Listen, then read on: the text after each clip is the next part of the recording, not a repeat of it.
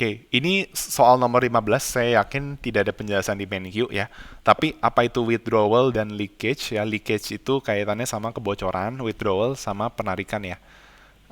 Nah, withdrawal atau leakage ini berarti sama ya atau adalah apa sih?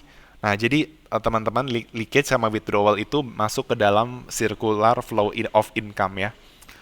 Diagram circular dari pendapatan. Jadi sebenarnya penjelasannya gini aja sih kalau dari saya.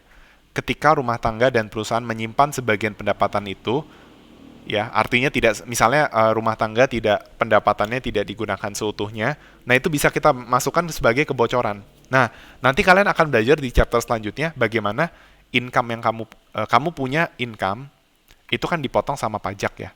Nah, ini yang kita kenal dengan disposable income. Nah, disposable income ini digunakan untuk consumption sama saving gitu. Nah, artinya kalau kamu menyimpan, kamu punya pendapatan, kamu nggak konsumsi semua. Artinya apa? Ada yang ke saving. Nah, saving ini masuk ke dalam kebocoran. Gitu loh. Nah, tapi definisi leakage sama withdrawal di circular flow of income itu bukan cuma rumah tangga yang dihitung. Kalau rumah tangga aja yang dihitung, saving doang. Nah, tetapi dari sisi perusahaan itu ada, dia bukan saving ya. Dia adalah tax payment sama imports. Gitu.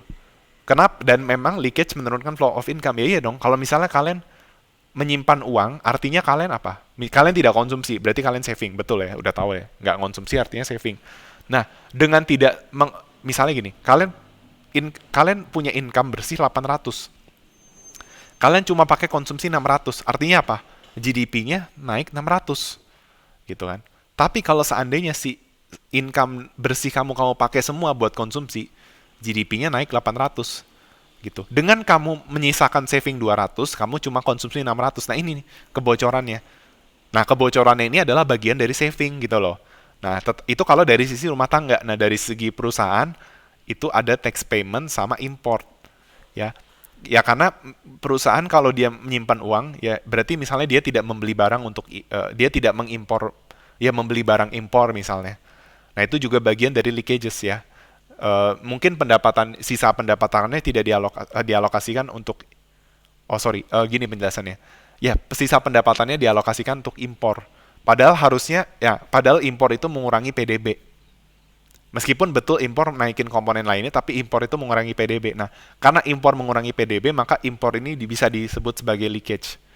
Nah, jadi cara ngafalinnya, ya sebenarnya kalau kalian jago ngafal ya udah gampang sih, SDZ gitu ya. Tapi S-nya itu saving, tadi intuisinya dari situ ya.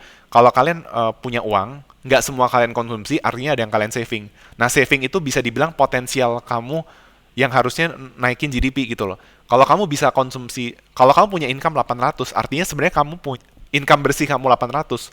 Artinya apa? Kamu sebenarnya bisa konsumsi 800. Tapi dengan mengonsumsi 600, artinya apa?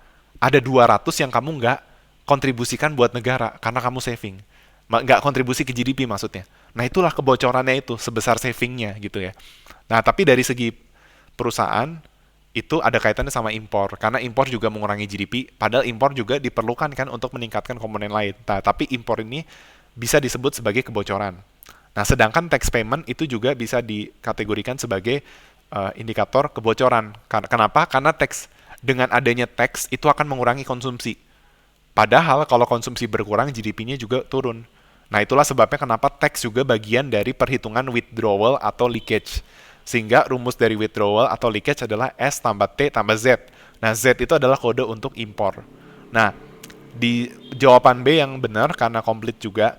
Nah, tetapi di intinya opsi A, C, D yang tidak diakomodasi itu komponen G sama komponen I intinya gitu ya. Sama komponen X. Nah, kenapa G, I, dan X tidak masuk ke dalam leakage atau withdrawal? Intuisinya itu komponen menaikkan GDP kok.